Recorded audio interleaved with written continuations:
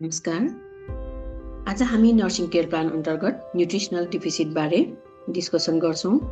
Care plan जानुभन्दा अगाडि हामी न्युट्रिसनको बारेमा थोरै बुझ्छौं। Nutrition is the science that deal with food, nutrients, and their interaction in human body for growth, maintenance, repair, and overall health. Nutrition is fundamental for maintaining health, preventing disease, and promoting recovery. Nurses play a crucial role in ensuring patients receive adequate and appropriate nutrition. त्यसकारण हामी as a nursing care plan बनाएर हामीले nursing care चाहिँ provide गर्नुपर्ने हुन्छ। Nutrition एउटा basic need हो, त्यही भएर न्युट्रिसनको इम्पोर्टेन्स धेरै छ। एउटा इम्पोर्टेन्स भनेको चाहिँ इनर्जी प्रोडक्सन, जुनमा यो सोर्स अफ इनर्जी हो, एक्टिभिटी सपोर्ट गर्छ, टेम्परेचर रेगुलेसन गर्न हेल्प गरेको हुन्छ। अर्को इम्पोर्टेन्स ग्रोथ एन्ड डेभलपमेन्टको लागि, body growth, reproduction, organ development, weight गेनको लागि पनि न्युट्रिसन एकदमै चाहिन्छ। त्यस्तै अर्को चाहिने भनेको बिरामीमा टिस्यु रिपेयर एन्ड मेन्टेनेन्स, जुनमा repair tissue, protein function, maintenance of cells गर्नलाई हेल्प गर्छ। अर्को importance regulation of body functions, जुनमा न्युट्रिन्सहरू छ, भिटामिन्स, मिनरल्स, इन्जाइम्सहरूले काम गर्छ भने हार्मोन रेगुलेसन गर्ने नर्भ फङ्सनमा पनि हेल्प गर्छ। त्यस्तै अर्को इम्पोर्टेन्स भनेको इम्युनिटी एन्ड डिजिज प्रिभेन्सन, जुनमा चाहिँ एभोइड डिजिज गर्न हेल्प गर्छ, इम्युनिटी इम्प्रुभ गर्छ, डिफेन्ड बडी गर्न हेल्प गर्छ।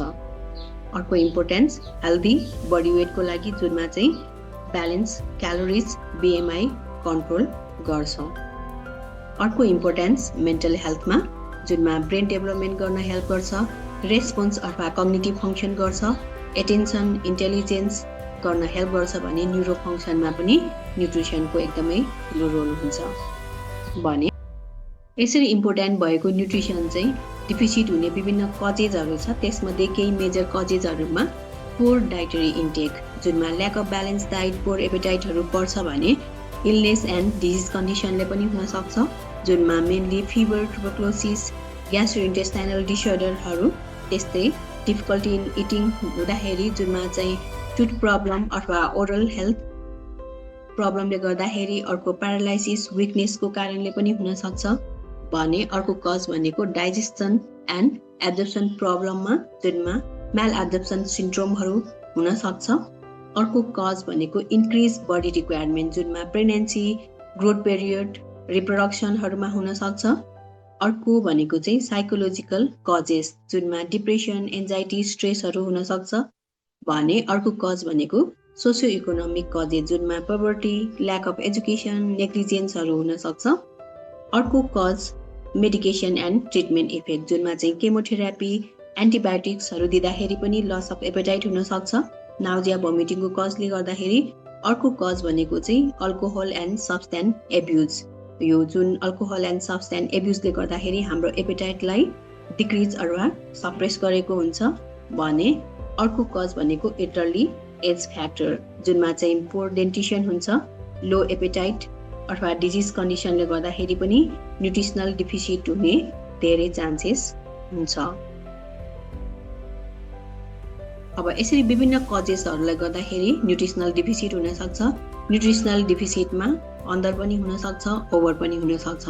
यदि अन्डर न्युट्रिसन भयो भने सन्टेड ग्रोथ हुनसक्छ, विक इम्युनिटी हुनसक्छ, फ्याटिक हुनसक्छ भने ओभर न्युट्रिसन भयो भने ओबेसिटी, हाइपरटेन्सन, हार्ट डिजिज लगायत विभिन्न अरू ब्याड कन्डिसनहरू चाहिँ डेभलप हुन सक्छ।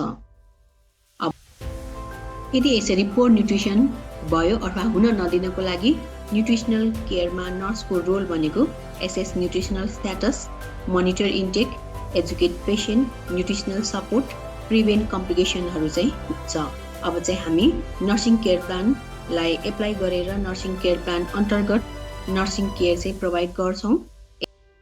अब इम्पेयर न्युट्रिसनमा हामी लेस देन बडी रिक्वायरमेन्ट्सको बारेमा नर्सिङ केयर प्लान बनाउँछौँ। यसको लागि हामी फर्स्टमा एसेसमेन्ट गर्छौँ।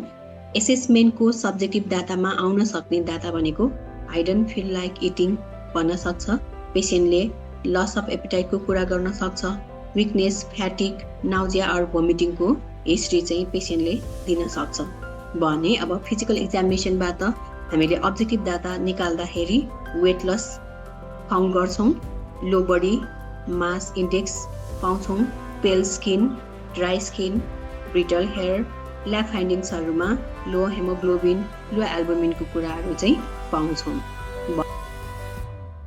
यसरी हामीले एसेसमेन्टलाई एनालाइसिस गरेर नर्सिङ डायग्नोसिस फर्मुलेट गर्छौँ, जुनमा हामीले विभिन्न स्टेटमेन्टहरू लेख्न सक्छौँ। विभिन्न तरिकाबाट हामीले एउटा यहाँ लेखेछौँ, imbalance nutrition less than body requirements.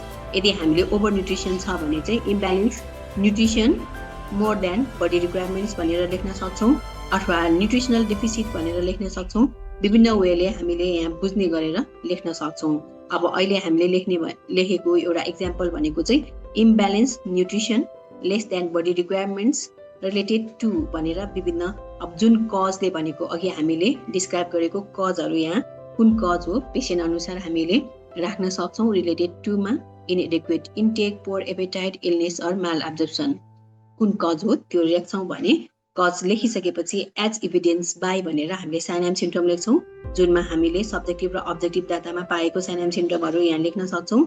As evidence by भनेर weight loss, weakness, decrease, food intake के छ त्यो चाहिँ हामीले राख्छौँ। अथवा हाम्रो नर्सिङ डायग्नोसिस कस्तो हुन्छ त भन्दाखेरि यहाँ एउटा हामीले लेख्दाखेरि imbalance nutrition less than body requirements related to inadequate intake as evidence by weight loss भनेर यसरी चाहिँ हामीले राख्छौँ नर्सिङ डायग्नोसिस।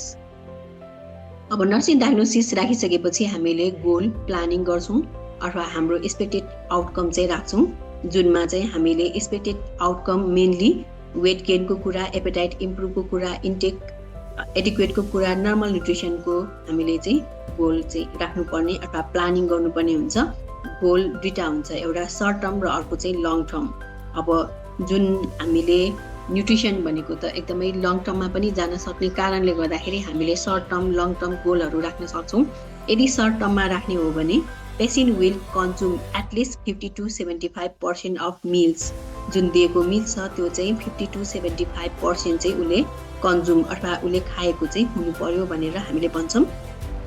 अर्को सर्ट टर्ममा appetite will improve within 6 days होइन, हामीले अब 5 days, 6 days, 10 days भनेर हामीले राख्न सक्छौँ भने यदि लङ टर्म गोल राख्ने हो भने patient will gain weight gradually, nutritional status will return to normal भन्ने कुरा चाहिँ हामीले यसरी सर्ट र लङ टर्म गरेर गोलहरू बनाउन सक्छौँ।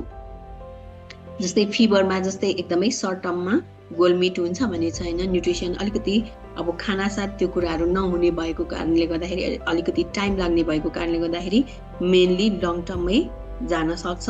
अब ड्युरिङ हस्पिटलाइजेसन गर्ने हो भने चाहिँ हामीले सर्ट टर्ममा राख्न सक्छौँ। अब यसरी हाम्रो गोल एचिभ गर्नको लागि हामीले विभिन्न नर्सिङ इन्टरभेन्सन्सहरू प्लान गरेर इम्प्लिमेन्ट गर्छौँ भने अब यदि हाम्रो सर्ट टर्म गोल छ, लङ टर्म गोल छ भने त्यही अनुसार हामीले इन्टरभेन्सन चाहिँ गर्छौँ। अब केही इन्टरभेन्सन्सहरू इक्जाम्पलमा फर्स्टमा हामी assess dietary intake and food habit गर्छौँ। यसले गर्दाखेरि आइडेन्टिफाइज डिफिसियन्सी एन्ड पेसेन्ट प्रिफरेन्सको कुराहरू हामीले थाहा पाउँछौँ। Monitor weight regularly, it evaluates effectiveness of nutritional therapy, provide small frequent meals in attractive way, it improves intake in patients with poor appetite, offer high calorie, high protein diet, it helps in tissue repair and weight gain. अर्को इन्टरभेन्सन्समा maintain oral hygiene before meals, enhances taste and appetite, create pleasant eating environment, it reduces stress and promote eating, assist patient during feeding if needed, it ensures adequate intake, monitor laboratory values, it indicates nutritional status, monitor bowel habits, it detects constipation or diarrhea affecting nutrition, encourage family involvement during meals, emotional support may improve appetite, administer supplement as prescribed, it replaces nutritional deficiencies, monitor for nausea and vomiting. These conditions reduce nutrient intake. Encourage adequate fluid intake. It prevents dehydration and support digestion. Consult dietitian when necessary. It provides individualized nutritional planning. Monitor sign of malnutrition जुनमा muscle wasting, edema, hair loss, dry skin हरू हुन सक्छ। यसले गर्दाखेरि early detection prevent कम्प्लिकेशन्स। अब केही कम्प्लिकेशन्सहरू पनि हामीले हेर्नुपर्ने हुन्छ जुनमा चाहिँ सिभियर विकनेस हुन सक्छ, delayed wound healing, infection, dehydration, anaemia, electrolyte imbalance, pressure स्कोरको कुराहरू चाहिँ आउन सक्छ। यो कुराहरू हामीले कम्प्लिकेसनमा हेर्नुपर्छ यदि न्युट्रिसनल डिफिसियन्सी भइरहेको छ भने। अर्को interventions provide health education to patient and family on eat balanced diet, take meals regularly, drink enough water, maintain hygiene, avoid junk food, follow prescribed supplements. यसले गर्दाखेरि promotes long term nutritional improvement गर्न help गर्छ।